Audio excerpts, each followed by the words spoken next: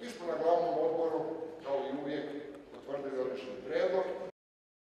Vrijeme je za zajedništvo koje nadilazi stranačke, ideološke i svekolike druge podjele u našem narodu. Moramo staviti sve snage na hrpu i graditi demokratsku, pravednu i socijalno osjetljivu Hrvatsku u kojoj će svi njezini građani biti jednako vrijedni i imati jednake šanse za uspjeh.